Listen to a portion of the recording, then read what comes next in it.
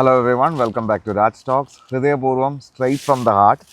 എന്താ പറയുക, ട്രെയിലർ കണ്ടിട്ട് ഈ പടം 8 നിലയിൽ പൊട്ടുമെന്ന് സത്യം പറഞ്ഞാൽ മനസ്സിൽ കരുതിയിരുന്നു. ഒരു ട്രെയിലർ റിയാക്ഷനും ചെയ്തിരുന്നു.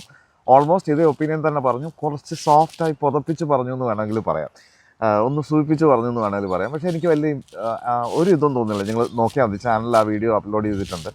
അപ്പം ഞാൻ വിചാരിച്ചു പതിവ് മോഹൻലാൽ ഭാവങ്ങൾ എന്തൊക്കെയോ കാട്ടിക്കൂട്ടുന്നു, സത്യനന്ദിക്കാട് പടം വളരെ പ്രീച്ചി ആയിട്ട് എൻഡ് ചെയ്യാൻ പോകുന്നു, അങ്ങനെയൊക്കെ വിചാരിച്ച് കുറേ അഡ്വൈസൊക്കെ ഉണ്ടാവും എന്നൊക്കെ വിചാരിച്ച് കണ്ട പടം ഭയങ്കരമായിട്ട് ഇൻവോൾവായി, ഭയങ്കരമായിട്ട് രസിച്ച് കണ്ടു. അതായത് വളരെ സിമ്പിളായിട്ട് ഈ പടത്തിന് ഭയങ്കര താത്വിക അവലോകനത്തിൻ്റെ ഒന്നും ആവശ്യമില്ല. ഒരു സാധാരണ ത്രെഡ്, പക്ഷേ എങ്കിൽ കണ്ടിട്ടില്ലാത്ത ലാലേട്ടൻ്റെ ഒരു കഥാപാത്രമാണ്. ഒരു ഹാർട്ട് ട്രാൻസ്പ്ലാന്റ് കഴിഞ്ഞ മനുഷ്യൻ, ആ ഹാർട്ട് ട്രാൻസ്പ്ലാന്റ് കിട്ടിയ വ്യക്തിയുടെ ഫാമിലിയിലേക്ക് പോകുന്നു. അവിടെ നടക്കുന്ന സംഭവങ്ങൾ, പുള്ളിയുടെ അസിസ്റ്റൻസിന് വേണ്ടിയിട്ട് സംഗീത് പ്രതാപൻ നേഴ്സാണ്. അപ്പോൾ പുള്ളി വന്നിട്ട് പുള്ളിയെ ഹെൽപ്പ് ചെയ്യുന്നു. ഇവരുടെ രണ്ടുപേരുടെയും കോമ്പിനേഷൻ. ലാലേട്ടൻ്റെ കുറേ ഫ്രണ്ട്സ് ഉണ്ട്, അതായത് എല്ലാം യൂത്തന്മാരും പിള്ളേരാണ്.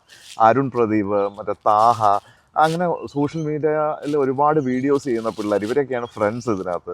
അവരുമായിട്ടുള്ള കോമ്പിനേഷൻ, പുള്ളിയുടെ തന്നെ ഒരു ബിസിനസ് സംരംഭം ക്ലൗഡ് കിച്ചൺ, മൃണാളിനെയൊക്കെ ഓർമ്മ വരും. ആ ഇഷ്യൂ ഒക്കെ നടന്നുകൊണ്ടിരുന്നതുകൊണ്ടായിരിക്കും. ഇപ്പോൾ അത് കെട്ടടങ്ങി, ഭാഗ്യം, പുള്ളി രക്ഷപ്പെട്ട് പോട്ടെ. പിന്നെ അങ്ങനെ അങ്ങനെ കുറേ സംഭവങ്ങൾ, പുള്ളിയുടെ കുറേ ബോഡി ലാംഗ്വേജും പുള്ളി ഈ ഡയലോഗ് ഡെലിവറി ചെയ്തിരിക്കുന്നതുമൊക്കെ എന്ത് സ്മൂത്തായിട്ടെന്നറിയാം. ഒരു ഭയങ്കര ഒരു ഫ്ലോയാണ് പുള്ളി ആ ക്യാരക്ടർ അറിഞ്ഞ്.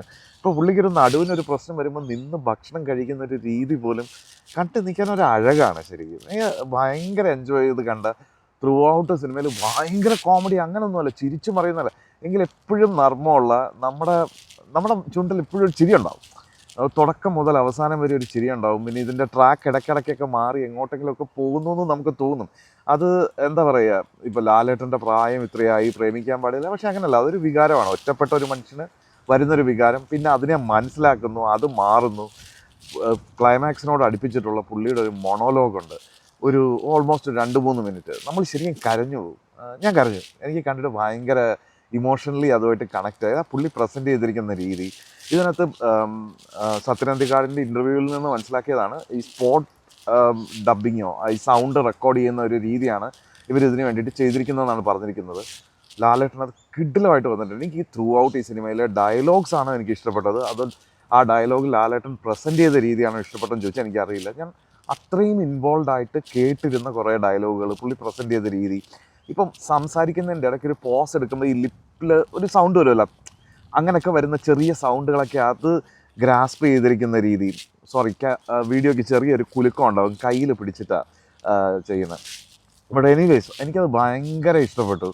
ഭയങ്കര ഇൻവോൾവായി കണ്ട അവസാനം വരെ ചിരിച്ച, പക്ഷേ അവസാനം നമ്മൾ സിനിമയെ ഭയങ്കര കൂലങ്കഷമായി ഒന്ന് നോക്കുകയാണെങ്കിൽ ഒരു പക്ഷേ ഞാനായിരുന്നു എഡിറ്റിറങ്ങിയ ഒരു 2 പാട്ടെടുത്ത് കളഞ്ഞേനെ. ചിലപ്പോൾ കുറച്ച് സീൻസ് വെട്ടിച്ചുരുക്കി ഒരു 2 മണിക്കൂറാക്കിയേനെ. ബട്ട് സ്റ്റിൽ ഇതൊക്കെ വെറുതെ ആർക്കും ഇരുന്ന് പറയാം. ഒരു സിനിമ എടുത്തിട്ട് കണ്ടിട്ട് ആർക്കും എന്ത് അഭിപ്രായം വിളിച്ച് പറയാം. ഇതിനൊന്നും ഒരു കുറ്റവും കുറവും അങ്ങനെ കണ്ടുപിടിച്ച് കാണേണ്ട ഒരു പടമല്ല. ജസ്റ്റ് കുടുംബമായിട്ട് പോവുക, അല്ലെങ്കിൽ ഒരു ഒരു ഗ്രൂപ്പായിട്ട് പോയിരുന്ന് കണ്ട് എല്ലാ കോമഡികളും ഇങ്ങനെ സന്തോഷത്തോടെ ചിരിച്ച്, നമുക്ക് കിട്ടിയ കോമഡി തൊട്ടടുത്തിരിക്കുന്ന ആൾക്കും കിട്ടിയോന്നൊന്ന് നോക്കി അത് വീണ്ടും ഒരു ചിരിയായി മാറുന്ന അങ്ങനത്തെ ഒരു മനോഹരമായൊരു സിനിമ. അതിനപ്പുറം ഈ സിനിമയെക്കുറിച്ച് എനിക്കറിയില്ല വേറെ ഒരു വലിയ രീതിയിൽ പറയാം.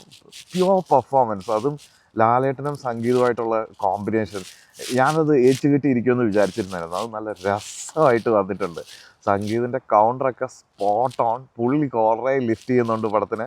ത്രൂ ഔട്ട് ലാലേട്ടൻ തന്നെ കൊണ്ടുപോകുന്നുണ്ട്. പിന്നെ മാളവിക മോഹൻ നന്നായിട്ട് വന്നിട്ടുണ്ട്. പുള്ളിക്കാരിക്ക് ആ ഒരു ഹിന്ദിയും മലയാളം കലർന്ന ആക്സെൻറ്റ് ഈ റോളിന് പെർഫെക്റ്റ് കാസ്റ്റിംഗ് ആയിരുന്നു. അമ്മ റോളിൽ വരുന്ന സംഗീത നന്നായിട്ടുണ്ട്.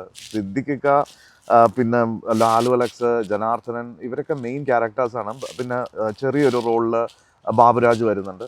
ഇവരെയൊക്കെ പിന്നെ ഇവർക്കൊക്കെ എന്താ പറയുക, ഇവരുടെ അഭിനയം നന്നായിരുന്നു എന്ന് പറയേണ്ട ആവശ്യമില്ല. ഇവരെല്ലാം എന്താ പറയുക, എല്ലാം തികഞ്ഞ ആക്ടേഴ്സാണ്. ഇവരെയൊക്കെ എപ്പോൾ കൊണ്ട് ഏത് റോളിന് ഇട്ടാലും ഇവർ പൊളിച്ചെടുക്കും.